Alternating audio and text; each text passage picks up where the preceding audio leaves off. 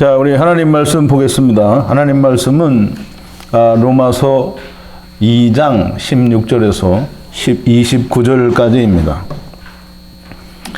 제가 한 절 제가 그냥 봉독 드릴게요. 제가 여러분들이 교독하는 걸 들을 수 없으니까 그냥 제가 봉독 드리겠습니다.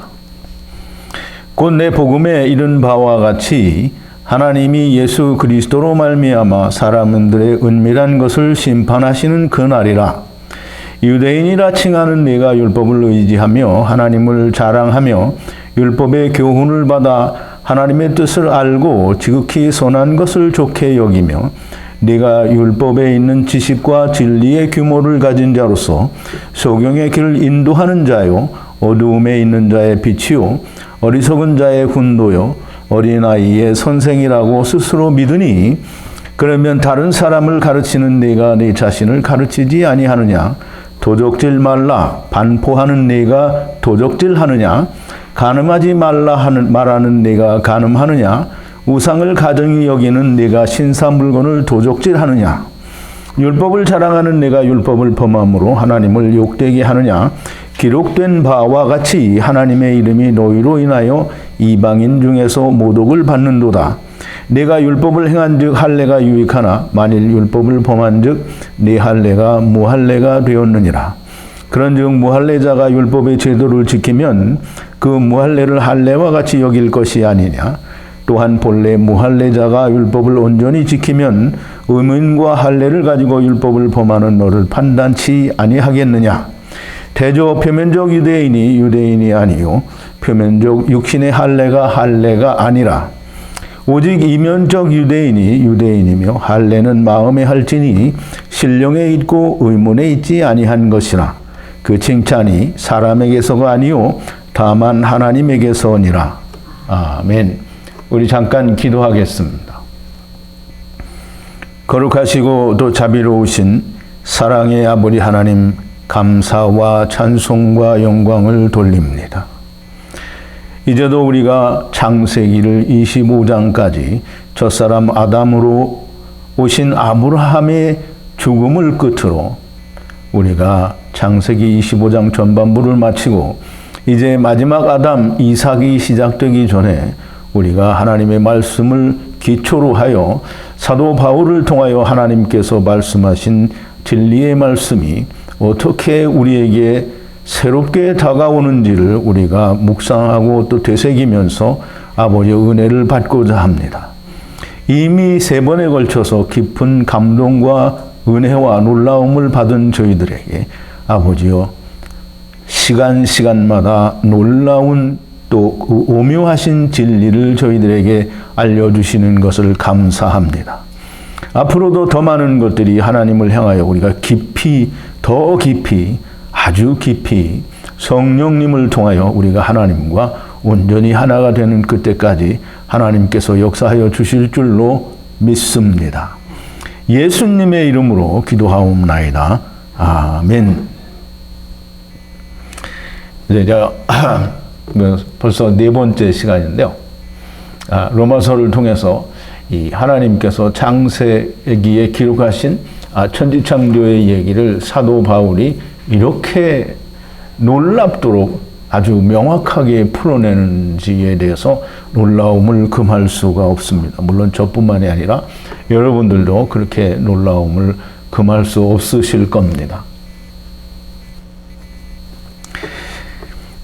사도 바울은 1장 서두에서부터 모든 믿는 사람들에게 이 세상의 모든 믿는 사람들에게 복음을 전하기를 원한다고 그렇게 말하고 있습니다. 로마에 있는 로마의 그리스찬들이라고 하는 교회에 서신을 보내지만 사실은 사도 바울의 심중에는 예수 믿는다고 하는 사람들에게 정말 예수 믿는 게 무엇인지를 알려주고 싶었던 겁니다. 그러므로 사실상 세상에서 예수 믿는다고 하는 사람들이 다 바르게 예수를 믿지 못하고 있다는 것을 사도 바울은 이미 초대교회 시절에 알고 있었고요. 또 하나님의 나라를 다녀온 사도 바울은 머나먼 장래에도 그런 일들이 얼마든지 있을 거라고 하는 사실을 명확하게 알고 있었습니다.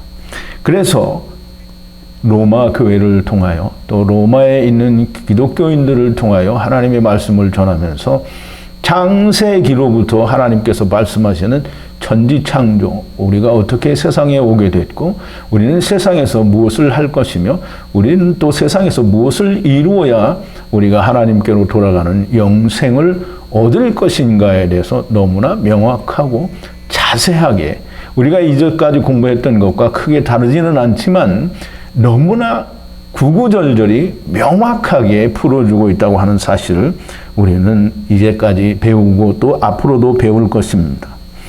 사도 바울이 이 로마서를 통해서 우리 인생들이 어떻게 세상에 오게 됐느냐 하는 것을 설명을 하는데요. 하나님께서는 인간을 세상에 보내신 것이 너희들이 원하는 것을 해보게 하시기 위해서 저들의 정욕대로 또 저희들이 원하는 대로 하게 하기 위해서 세상에 보내셨다라고 그렇게 말하고 있습니다. 사람들이 원하는 대로, 즉 하나님을 떠나온 탕자들이 원하는 대로 그냥 다 하게 내버려 두었더니 이 세상은 멸망받을 그런 세상이 되었다라고 하는 것이 사도 바울이 로마서에서 이야기하는 것입니다. 하나님을 떠나 하나님 없이 내 힘으로 선과 의를 이루겠다고 선악을 알게 하는 나무를 행하더니 자기의 율법으로 자기 발등을 찍고 있으면서 자기는 의인이라고 하고 자빠졌더라라는 그런 말을 로마서에서 지금 하고 있는 겁니다. 1장의 설명이 그겁니다. 하나님께 선악을 알게 하는 나무를 마귀를 통해서 그걸 미혹을 받아서 먹고 하나님 없이 우리가 선과 의를 이루어 우리가 하나님처럼 영생에 이르겠다라고 그렇게 아버지를 떠나와서 그럼 하나님이 그래 해보거라 해서 해보는데 하나님께서 보내주신 것은 하나님이 없는 세상에서 하겠다고 했기 때문에 하나님이 없는 세상을 만들어 주신 겁니다. 거기에서 자기들의 발등을 찍고 있는 것인 줄도 알지 못하면서 율법을 열심히 지켜서 자기는 의로워지고 있습니다. 그러나 심판받을 때 그 율법으로 자기도 심판을 받아야 한다고 하는 사실을 이 미련한 자들은 모르고 있다라고 하는 겁니다. 사도 바울의 얘기는 너희는 너희가 말하는 의로 너희의 발등을 찍고 있는 거야. 너희가 의로워지는 것은 오직 하나님께서 너희를 의롭게 해 주셔야만 의로워질 수 있다라고 하는 것을 설명하고 있습니다. 너희가 아무리 우기고 너희가 아무리 하나님의 나는 의롭다라고 주장을 하여도 하나님의 심판대에 이르게 되면 너희는 다 모두 다 멸망이라고 하는 것이 우리 2장에서 설명하는 설명입니다. 하나님께서 저희를 원하는 대로 다 행하도록 버려두신 것은 율법을 이루어 보라고 하신 것이고요. 율법을 이루어 볼 때까지 기다리시는 것은 깨닫고 도래오게 하기 위해서 오래 참고 인내하시며 기다리고 계신 것이다 라는 말을 사도 바울이 2장을 통해서 또 이야기하고 있습니다. 하나님의 공의의 심판으로 심판하시는 날 너희가 다 멸하여질 것이다. 우리는 이렇게 멸하여진다라고 하니까 이제 사람들이 다 그냥 지옥 불에 빠져서 이제 없어지는 걸로 그렇게 세상을 하는데요. 너희가 다 멸하여진다라는 말은 너희가 세상에 대해서 다 죽는다라는 겁니다. 세상이 없어지는 것이고 세상에 대하여 육신이 죽는 것을 말하는 것이지 지옥불에 들어가서 영원토록 불에 타는 그런 형벌이 아니라는 걸 분명히 알아야 됩니다. 유대인이나 헬라인이나 다 공의의 심판으로 멸하여질 것이다. 선을 행하는 자마다 영생이다 라고 이렇게 설명을 합니다. 물론 이제 선을 행하는 것이 무엇인지 후에 또 설명이 되겠습니다만은 사도 바울은 선을 행하는 자를 우리가 생각하는 것처럼 어떤 것을 지켜서 내가 그것을 바로잡고 떳떳하게 되어가는 게 선이라고 하지 않습니다. 앞으로도 계속 나오는 얘기를 들어보시면 알겠지만 사도 바울은 결코 그렇게 말하지 않습니다.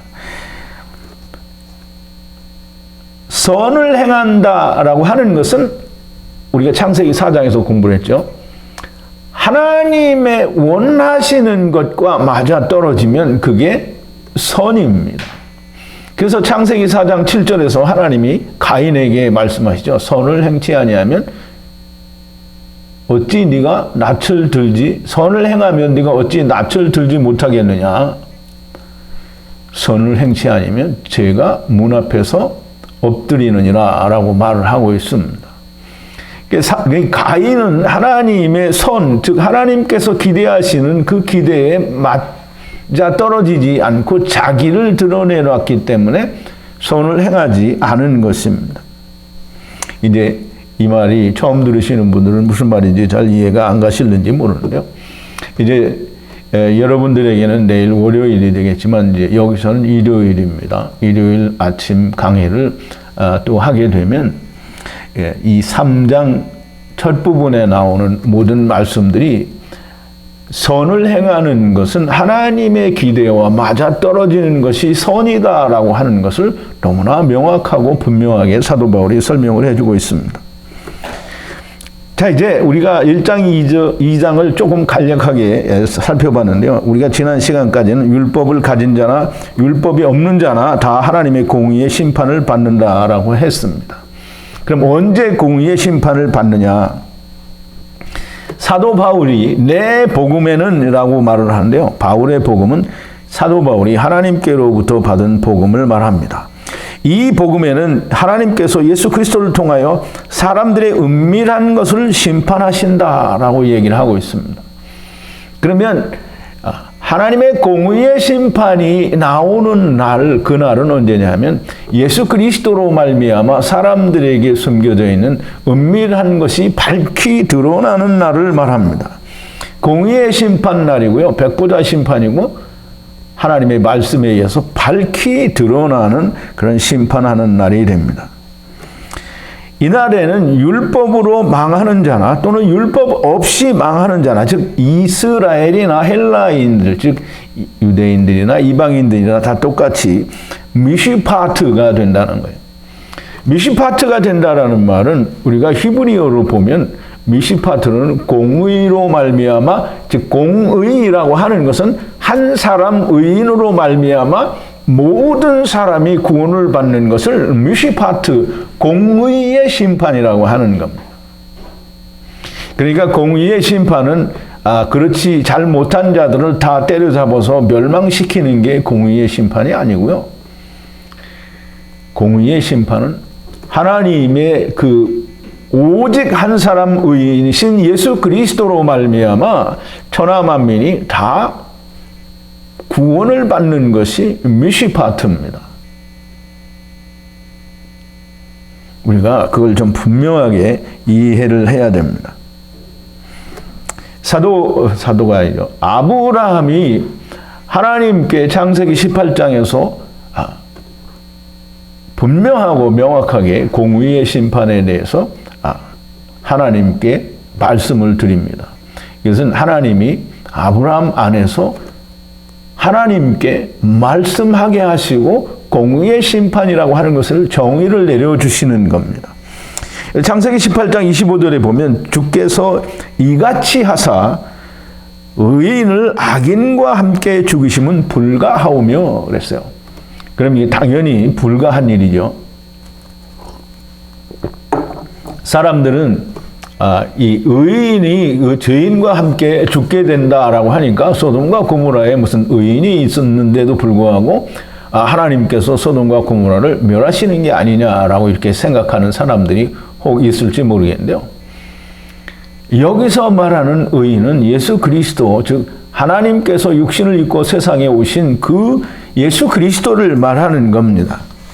이 의인을 악인과 함께 죽이심은 불가하오며 의인과 악인을 균등히 하심도 불가하니이다. 세상을 심판하시는 이가 공의를 행하실 것이 아니니까.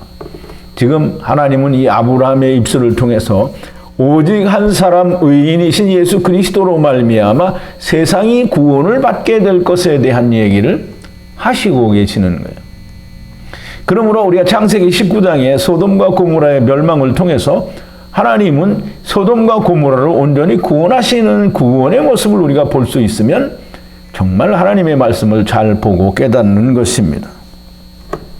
자, 이제 하나님께서는 분명하고 명확하게 창세기 18장 25절을 통해서 한 사람 의인으로 말미암아 천하 만민이 구원을 받게 될 거다라고 하는 것을 말씀하고 계시는 겁니다. 자, 이제 다시 사도 바울은 율법을 가진 자들, 이게 율법을 가진 자들은 선악을 알게 하는 나무를 지키는 자들에 대한 율법을 가진 자들, 선악을 알게 하는 나무를 행하는 자들을 책망하는 말을 하고 있습니다. 이스라엘이나 헬라인이나 즉 이방인이나 모두 다 율법을 지키는 자들이요 선악을 알게 하는 나무를 행하는 자들입니다. 헬라인도 즉 이방인도 본성으로 율법을 행하고 또 폐하여진 율법도 자기들이 지킨다고 합니다. 그게 오늘날 교회 세상에 믿는다고 하는 교인들을 말하는 거죠. 아, 자기들은 다 예수 그리스도로 말미암아 구원을 받아서 다 우리는 생명을 얻었다라고 말하는데 여전히 율법을 지키고 있어요. 폐하여진 율법을 가져다 지키면서 예수 믿는다라고 말을 하는 겁니다. 유대인이라 칭하는 그랬는데요. 유대인이라 칭한다라는 유대인의 이름은 이 이스라엘에게는 정말 대단한 긍지를 주는 그런 이름입니다. 그러나 사실상 율법과는 상관이 없는 이름입니다. 이스라엘의 그 12지파에 대한 얘기를 제가 언젠가 그 비유나 이런 걸 얘기를 하면서 말씀을 드렸는데요. 이스라엘의 12지파가 10지파와 2지파로 나뉘어서 10지파는 북이스라엘 그리고 유다 지파와 베냐민 지파는 유다 나라로 둘로 나뉘게 됩니다. 근데 여러분들이 저에게 공부를 하셨으면 아직도 기억을 하시고 있으면 너무나 좋을 텐데요. 북이스라엘은 멸망을 받게 되죠. 북이스라엘은 10지파예요. 10지파. 이 북이스라엘은 온 세상 전체 나라를 말합니다. 그 세상에 있는 천하 만민을 이스라엘이라고 하는 겁니다. 그래서 제가 늘 말씀을 드릴 때 이스라엘을 택하신 이유는 이 이스라엘이 온 세상을 대표하는 모델 케이스다라는 그런 말씀을 드린 적이 있는데요. 뭐 그렇게 믿어지시면 다행이고요. 믿어지지 않으면 불행한 일입니다. 유다 지파 또는 베냐민 지파는 유다 지파에서 나오는 예수 그리스도로 말미암아 천하 만민이 다 베냐민이 된다라는 그런 의미를 가지고 있습니다. 물론 이제 내일 아침에도 또 설명을 드릴 텐데요. 분명하고 명확하게 유다 지파에서 오시는 예수 그리스도로 말미암아 천하 만민이 이스라엘 전체가 천하 만민이 베냐민 하나님의 아들이라는 뜻을 가지고 있습니다. 베냐민이 된다라는 그런 의미가 있습니다. 12지파의 의미는 그런 의미입니다. 이 율법을 지키는 유대인들과 또 본성으로 자기의 율법을 즉 선악을 알게 하는 나무를 행하는 사람들에게 책망을 합니다. 특히 유대인들에게 너희는 유대인이라 칭함을 받으면서 너희가 하나님을 의지하고 자랑하면서 라고 이렇게 얘기하는데요. 이제 하나님을 의지하고 라고 할 때 이 의지하고가 굉장히 그 재미있습니다. 창세기 18장에 보면 하나님께서 아브라함에게 나타나셨을 때 아브라함이 물을 조금 취하사 발을 씻으시고 나무에 기대어 씻어서라고 이렇게 얘기를 합니다. 그러면 이제 물을 취하사 발을 씻으신다라는 말은 물은 하나님의 말씀이죠. 하나님의 말씀을 취하셔서 그 말씀으로 발을 씻으신다. 그럼 하나님의 발이 있어요? 하나님이 자기 발을 씻습니까? 하나님의 발은 지체들을 말하는 거죠. 그럼 하나님의 지체들의 발을 씻는다. 그러면 예수 그리스도가 십자가에서 죽으심으로 말미암아 세상 죄를 다 씻었나요? 안 씻었나요? 잘 생각해야 됩니다. 예수님이 십자가에서 돌아가셨는데 발을 씻지 않고 이게 자기가 회개해야 발이 씻어진다라고 말을 하는 것은 얼마나 멍청한 일을 하는 건지 잘 생각해 봐야 됩니다. 예수님이 분명히 발을 씻었어요. 제자들의 또는 예수님의 지체, 즉 첫사람 아담 안에서 모든 그 당자들의 죄를 예수 그리스도의 십자가로 말미암아 다 씻었단 말이죠. 그럼 다 씻으시고 나무에 기대어 쉬소서라고 했는데요. 나무에 기대어는 이제 의지하고 이런 뜻인데요. 십자가로 모든 걸 이루셨으니 그 십자가로 말미암아 구원받는 사람들이 나타나는 것을 기대하고 쉬시라는 거예요. 그럼 이제 여기서 너희가 율법을 의지하고라고 이렇게 얘기하는데요. 유대인들이 다 율법을 의지합니다. 율법을 어떻게 의지하느냐면 율법을 다 잘 지키고 하나님이 나를 의롭다 해주시리라 기대를 하고 그렇게 의지한다라는 말을 하는 겁니다. 그러니까 사도 바울은 이 이스라엘은 오지 않을 것을 의지하고 있다라는 것을 얘기하는 거예요. 의지하고 그럼 이 히브리어로는 창세기 18장 4절에서 샤안이라고 하는데요. 헬라어로는 에파나파우오마이라고 하는데요. 이게 좀 말이 굉장히 길죠. 물론 이제 우리가 영어 단어 하나 이해하는 것처럼 쉽게 이해가 되는 말은 아닌데요. 그냥 글자를 그렇게 읽어보는 겁니다. 근데 에파나파우오마이 이게 샤안이라는 즉 의지한다는 하나님이 십자가에 기대어 발을 씻겨준 자들이 얼마나 돌아올 건가 기대하고 쉬고 있는 것처럼 이스라엘 사람들은 자기들의 율법을 지키면서 오지 않을 하나님의 의에 대하여 기대하고 있다라고 하는 것을 이야기하는 겁니다. 그걸 또 하나님이 의롭게 해주시리라고 생각하면서 자랑하는 거예요. 그래 이스라엘은 모든 사람들에게 자랑하죠. 유대 이방인들에게 특히 우리는 유대인이다라고 자랑을 한단 말이죠. 그리고 그렇게 자랑하는 너희들이 너희가 율법의 가르침을 율법을 통해서 너희가 배운 것이 하나님의 뜻을 안다고 배우고 또 보다 나은 선을 시험하여 입증한다면서 내가 율법에 있는 지식과 진리의 규모를 가진 자로서 우리는 소경의 인도자여 어두움의 빛이라면서 또 어리석은 자의 선생이요 어린아이의 선생이라고 어리석은 자의 훈도요라고 그랬는데요. 훈도는 또 선생이 맞습니다. 어린아이의 선생이라고 스스로 믿고 있는 유대인들아 라는 말이에요. 그러면 너희가 그렇게 이 율법으로부터 많은 걸 배워서 소경의 인도자여 어두움 가운데 있는 빛이요 어리석은 자의 훈도요 어린아이의 선생이라고 하면서 너희는 그런 다른 사람을 가르치는 너는 다른 사람을 가르치지 않느냐. 다른 사람, 우리가 흔히 하는 말로 내로남불이라고 하는데요. 내가 하면 로맨스고 남이 하면 불륜이다라는 이제 그런 비꼬는 말이 있는데요. 물론 이제 그렇게 실제로 처신하는 사람들도 있죠. 이 사람들이 바로 이겁니다. 지금 사도 바울은 이스라엘 사람들, 유대인들에게 하는 얘기가 책망하는 얘기입니다.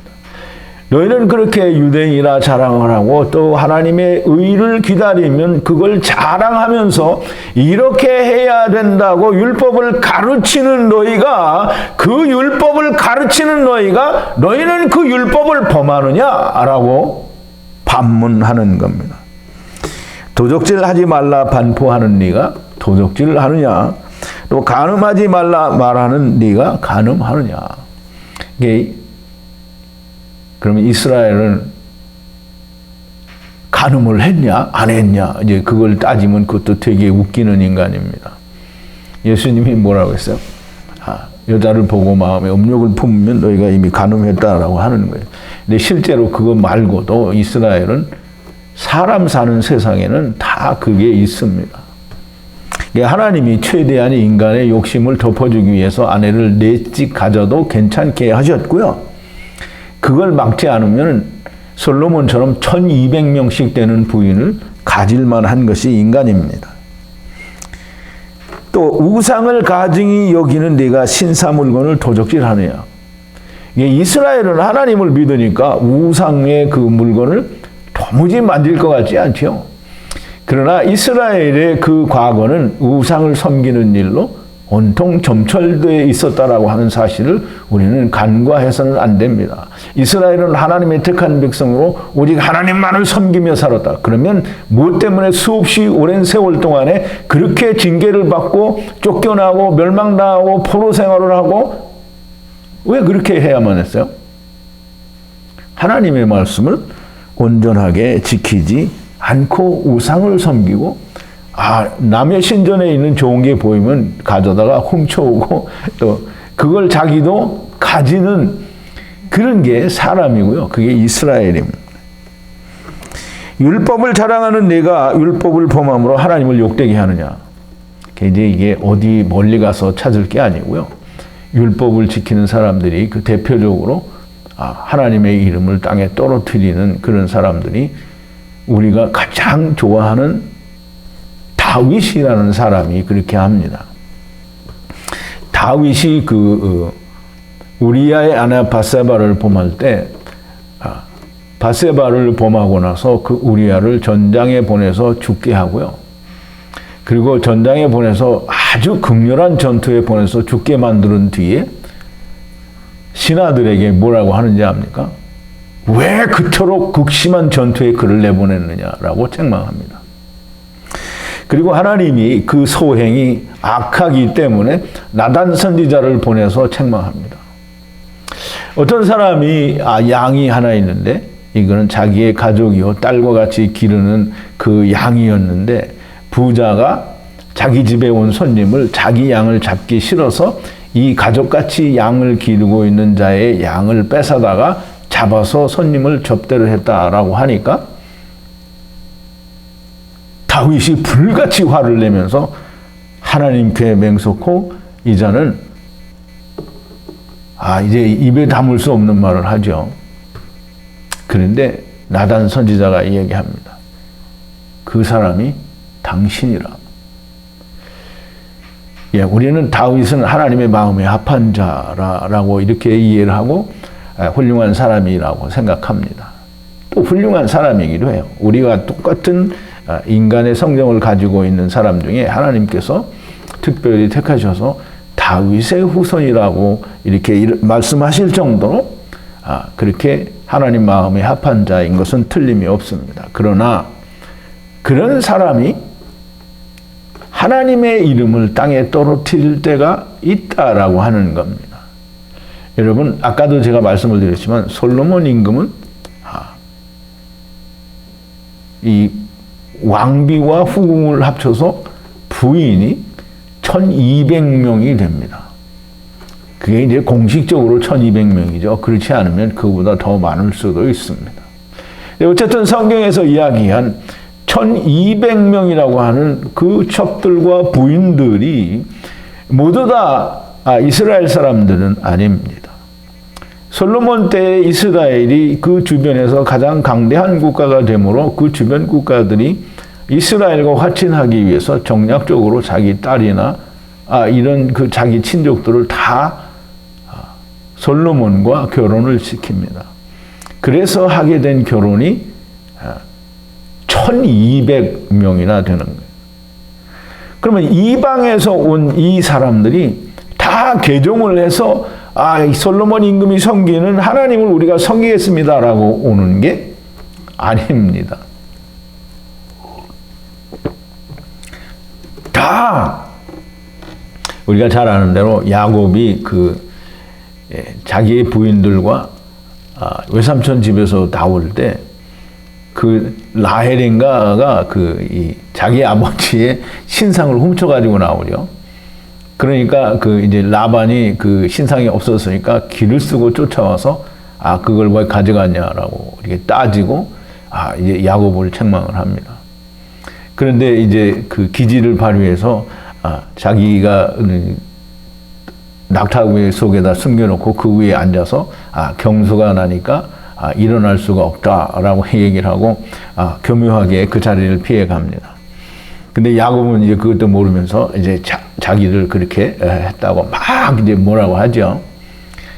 그러면 이 야곱의 아내가 되었던 사람이 야곱과 함께 이삭을 만나러 가는데 이삭은 이제 죽었겠죠. 근데 야곱의 그 형과 화해를 하러 가는데 그 자기 아버지 신상을 훔쳐가지고 가는 거예요. 그러니까 그때 당시에 사람들은 지금도 마찬가지죠.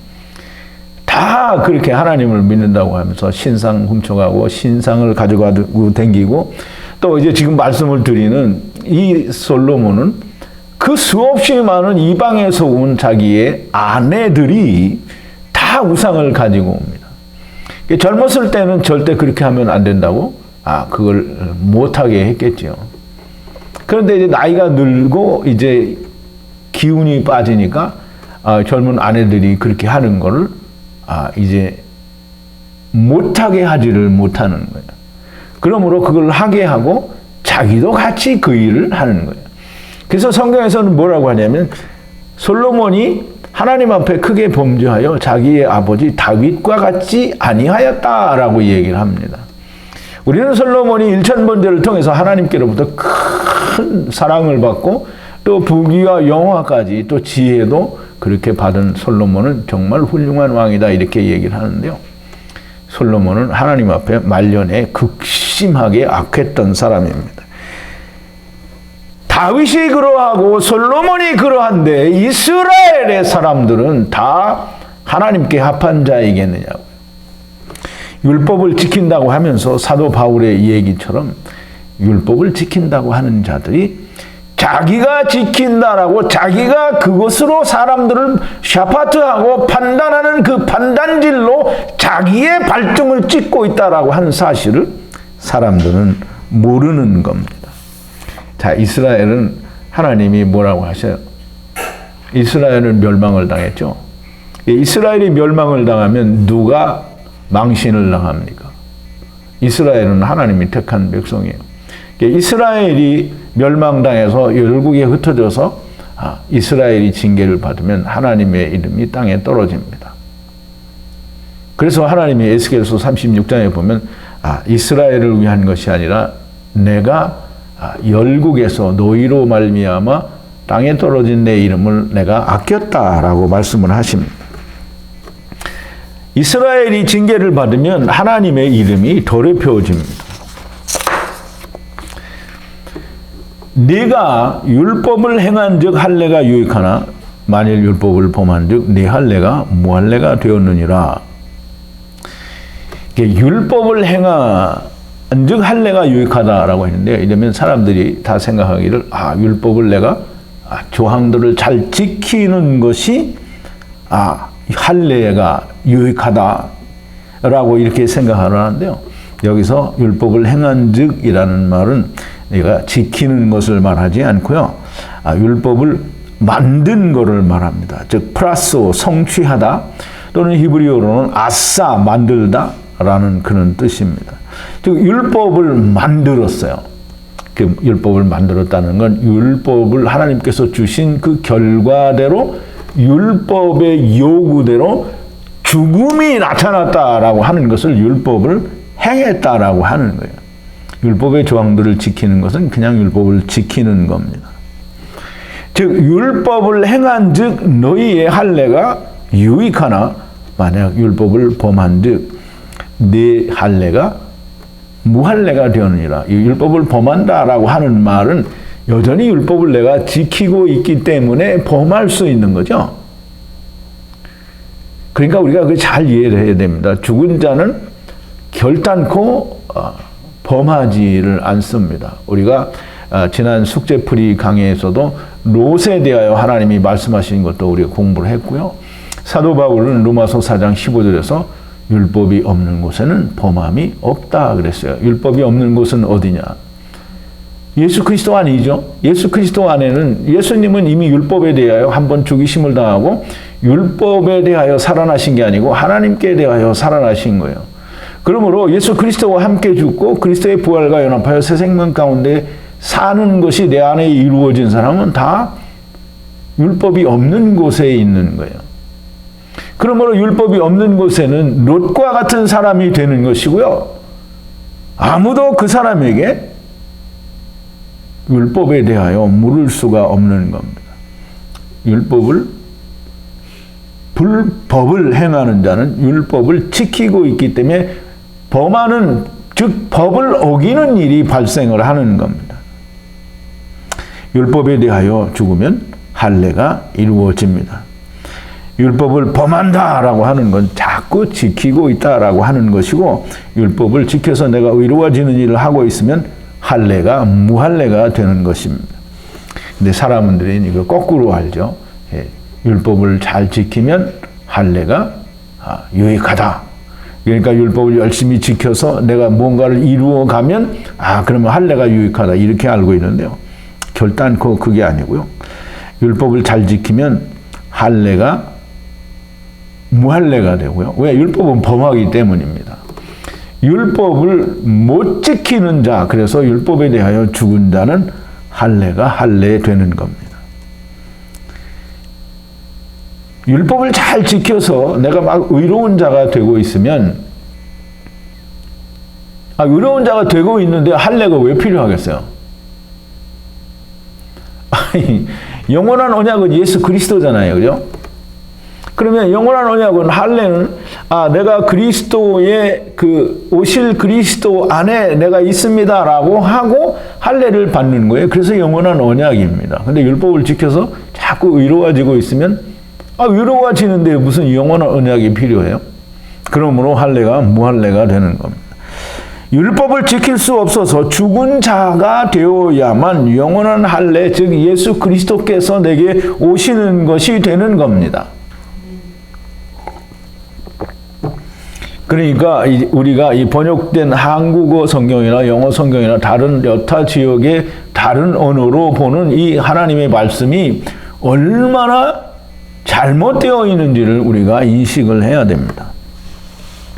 그런즉 무할례자가 율법의 제도를 지키면 그 무할례를 할례와 같이 여길 것이 아니냐. 무할례자가 율법의 제도를 지키면이라고 하는데요. 율법의 제도를 지킨다라는 말이 우리는 무슨 말인지 잘 이해가 안 갈 겁니다. 율법의 제도라고 우리말로 번역을 한 그 헬라어 단어는 디카이오마라는 말인데요. 디카이오마는 하나님의 의, 즉 공의, 미시파트를 지키는 걸 말합니다. 즉 하나님의 의로운 판단을 받는 걸 말합니다. 즉 조항들을 지키는 것이 아니고요. 공의, 하나님의 의, 그것이 내 안에 이루어진 것을 디카이오마라고 하는 거예요. 자, 이제 이렇게 무할례자, 곧 이방인 헬라인들이 하나님의 공의를 이루면 무할례가 할례 되는 겁니다. 할례 받지 않았으나 예수 그리스도로 말미암아 육적 몸을 벗는 그리스도의 할례를 받고 새 생명 가운데 거하는 거예요. 예수 그리스도와 함께 죽고 그리스도의 부활과 연합하여 새 생명 가운데 사니까 육체에 받은 할례는 없으나 영으로 하나님의 말씀에 의해서 그리스도의 육적 몸을 벗는 그리스도의 할례, 마음의 할례를 받은 자가 되는 겁니다. 본래 무할례자가 율법을 온전히 지키면, 온전히 지킨다라는 말은 텔레오, 좀 끝내다, 완성하다라는데, 율법에 대하여 죽어버리면 의문과 할례를 가지고 율법을 죽는 날까지 지키고 있는 너희, 그래서 그것으로 죽는 날까지 샤파트질하는 너희를 무할례자가 판단치 아니하겠느냐. 크리노라는 말인데요. 샤파트 한다는 거예요. 그러면 이제 우리는 공의의 심판으로, 공의의 심판, 미시파트로 우리가 다 둘째 사망에 들어가 있으면, 이 둘째 사망에 들어가 있는 자는 아직 샤파트질 하는 자하고는 분리를 해야 되는 겁니다. 즉 하나 되지 않은 자와는 구별이 돼야 된다라는 말입니다. 대저 표면적 유대인이 아니요 표면적 육신의 할례가 할례 아니다. 하나님은 외모로 취하지 않으신다. 이게 물론 전에도 말씀을 드렸는데 사도 바울은 이 비슷한 내용들을 이 로마서에서 엄청 많이 얘기를 합니다. 외모로 취하지 않는다라는 말은 그냥 사람이 겉보기에 번지르르 하는 것. 지금 사람들은 누구든지 그러죠. 우리 밴드에도 그런 분들이 많은데요. 물론 사람의 상정이 그렇습니다. 남자나 여자나 인물이 곱상하고 멋있고 예쁘고 잘나고 미남이면 다 혹합니다. 그런데 나처럼 못생긴 사람들은 사람들이 멀리하죠. 근데 못생겨도 하나님의 말씀을 가지고 있으면 이렇게 사람들이 나를 좋아합니다. 물론 극히 부분적인 사람들이지만 말입니다. 여러분, 하나님은 외모로 취하지 않는다라는 말이 그냥 겉보기에 깨끗한 걸 취하지 않는다라는 그런 말과 같은 거고요. 아무리 겉으로는 깨끗한 것 같다고 하더라도 인간은 그 속이 다 더럽다라는 거예요. 그래서 그걸 우리 마태복음 23장 27절에서 말하는 회칠한 무덤이라고 하는데요. 무덤 안에는 뭐가 있어요? 다 썩었고 이 썩은 해골 이런 게 있는 거죠. 그런데 그걸 번지르르하게 봉물을 만들어서 잔디를 깔고 또 이제 뭐 각 나라마다 하는 건 다르겠죠. 왕들은 다 능을 만들어서 그걸 뭐 정말 예쁘게 가꾸고 그걸 근데 그 무덤을 파보면 그 속에 뭐가 있어요? 인간이 썩은 내가 진동하는 썩고 이 더러운 것이 가득한 것이 회칠한 무덤이에요. 이게 인간이 그렇다라는 거예요. 우리 인간이 다 회칠한 무덤이에요. 우리의 속에는 우리 마태복음 5장 18절 19절에서 말하는 대로 먹어서 뒤로 나가는 건 더러운 게 아닙니다. 이게 속에서 나오는 게 더럽고 악한 거라고 주님이 말씀하십니다. 하나님의 말씀이 그 안에 그 속에 이루어진 사람을 하나님이 보시는 것이지 율법을 잘 지켜서 남 보기에 의로운 것 같은 사람을 하나님이 보시는 게 아닙니다. 하나님이 그렇게 생각한다고 하면 하나님은 눈먼 하나님이에요. 전능하신 하나님이 뭐 그런 것도 못 봐요. 말이 안 되는 얘기를 하고 있는 거죠. 유대인들은 다 자기들이 지킨 걸, 즉 이 율법을 가진 자들은 자기들이 지킨 걸 내놓고 싶은 거예요. 그래서 내가 누구에게 인정을 받으면 내가 잘하는 거예요. 하나님 앞에 인정을 받아야지 이목자한테 인정을 받으려고 하면 안 됩니다. 이목자가 구원받았다고 하면 여러분이 구원받은 거예요? 하나님이 구원받았다고 해야 여러분들은 구원받은 거예요. 이목자가 아무리 당신 구원받았습니다라고 얘기해도 이목자는 당신한테 속을 수밖에 없는 거예요. 겉으로 보기에는 잘 믿는 것 같고 입으로는 다 아멘 할렐루야 주여를 외치지만 그 속에 있는 게 밖으로 나오는 걸 보면 사람이라도 알 수 있는 거예요. 그러나 속에 있는 게 밖으로 나오지 않으면 모르죠. 그냥 번지르르하게 하면 사람은 속을 수도 있습니다. 그러나 하나님은 속지 않는다는 거예요. 외모로 취하지 않기 때문에 하나님은 영이시니 사람의 속에 무엇이 있는지 하나님은 다 아십니다. 육신의 할례가 할례 아니고 마음의 할례, 곧 그리스도의 할례가 곧 할례라는 것을 우리가 잘 이해를 해야 됩니다. 근데 이제 제가 조금 전에도 말씀을 드렸죠. 사람들은 전부 이목자가 자매님은 형제님은 정말 말씀이 충만하고 정말 좋습니다. 이렇게 말해주면 되게 좋아해요. 근데 그거 이목자가 그렇게 말하면 뭐 사람이 누구든지 말을 하면 좋게 말하면 좋은 거겠죠. 근데 이목자는 항상 좋게만 말하지 않죠. 다 이게 뒤끝이 있어서 장렬하는 뭘로 다 이게 씹기도 하고 그러잖아요. 그죠?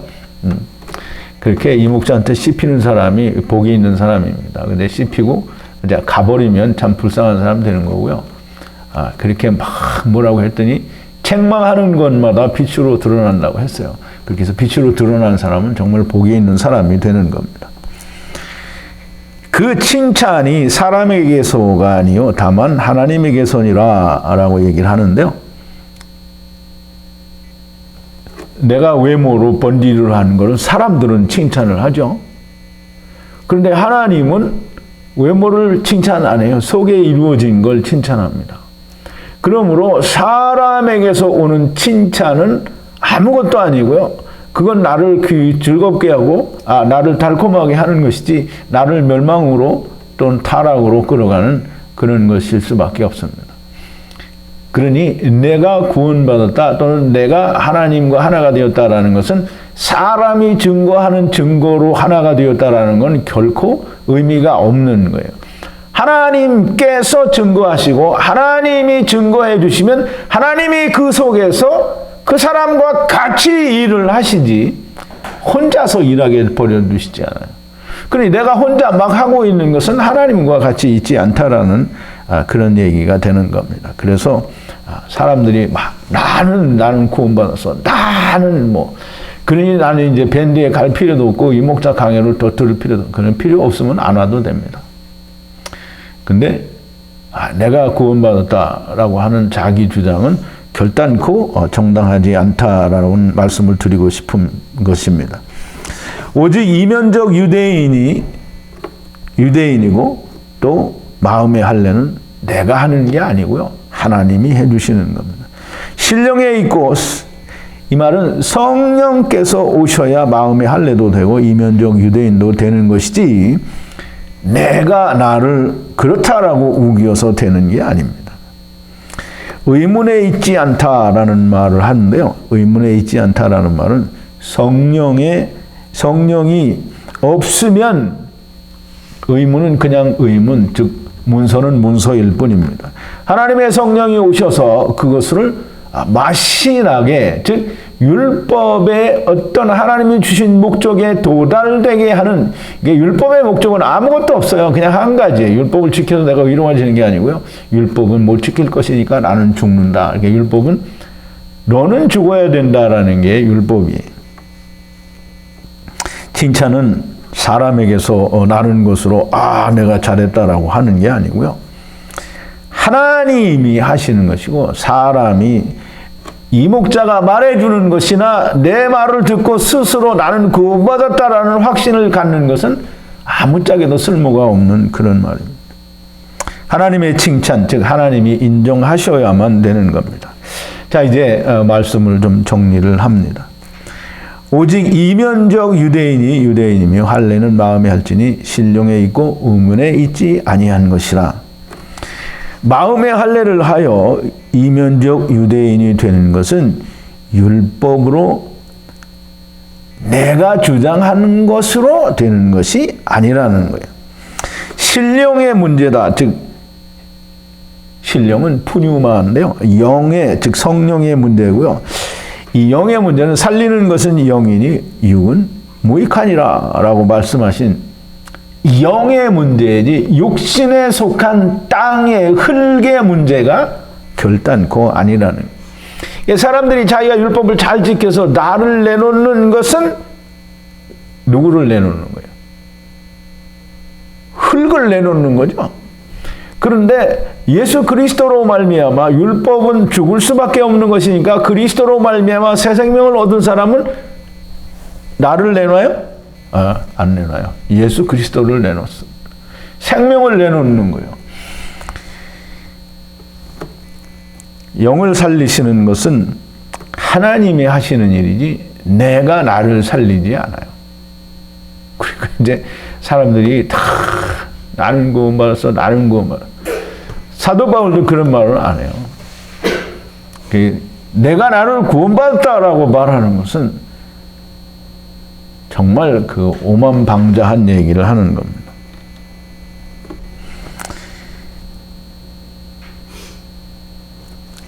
영을 살리는 일은 반드시 하나님이 하시는 일이고 인간을 통해서 사람에게서는 나올 수 없는 것이고 내가 나를 구원했다라고 말하는 자는 곧 마귀의 자식들이 될 수밖에 없습니다. 영을 살리는 것은 사람에게서는 결단코 나올 수 없고요. 오직 하나님에게로서만 올 수가 있는 겁니다. 그래서 오직 의인은 믿음으로 말미암아 산다라는 말은 한 사람 의인으로 말미암아야만 내가 구원을 받는 거지, 이 한 사람 의인을 빼고 내가 나를 구원한다라는 말은 존재할 수 없다라는 말씀을 드리고 싶습니다. 자, 이제 오늘 말씀이요, 오직 이면적 유대인이 유대인이고요, 율법을 잘 지켜서 내가 드러나는 것은 결단코 이면적 유대인이 아니라는 걸 반드시 알아야 됩니다. 오늘 사도 바울이 이스라엘, 특히 이스라엘에 대해 중점적으로 책망을 하는 이유로요, 내일 아침에 강해를 또 들으시면 알 수가 있게 됩니다. 그러나 이스라엘을 두고 책망하는 것은 곧 이방인들을 두고 책망하는 것과 동일한 것이 됩니다. 다만 이스라엘이 먼저 말씀을 받았기 때문에 이스라엘을 책망하는 것이지, 이스라엘을 책망하는 그 책망은 동일하게 이방인들에게도 책망이 되는 겁니다. 이방인은 뭐 더 나으냐? 아닙니다. 헬라인이나 유대인들이나 다 똑같습니다. 오직 이면적 유대인이 유대인이고 표면적 할례 또는 유대인은 할례도 유대인도 아니다라는 그 말씀을 잘 이해하시기를 바랍니다. 기도하시겠습니다. 거룩하신 여호와 아버지 하나님, 감사와 찬송과 영광을 돌립니다. 오늘도 하나님께서 저희에게 사도 바울을 통해서 주신 이 하나님의 귀한 말씀을 깊이 우리가 묵상하고 또 되새겨 보았습니다. 하나님께서 저희들에게 성령을 충만하게 주시고 이 성령에 깨닫게 하시고 또 알게 하시는 그 놀라운 감동하심에 의해서 하나님과 우리가 다 말씀 안에서 성령 안에서 하나가 되는 놀라운 일들이 늘 일어나게 하여 주시옵소서. 예수님의 이름으로 기도하옵나이다. 아멘.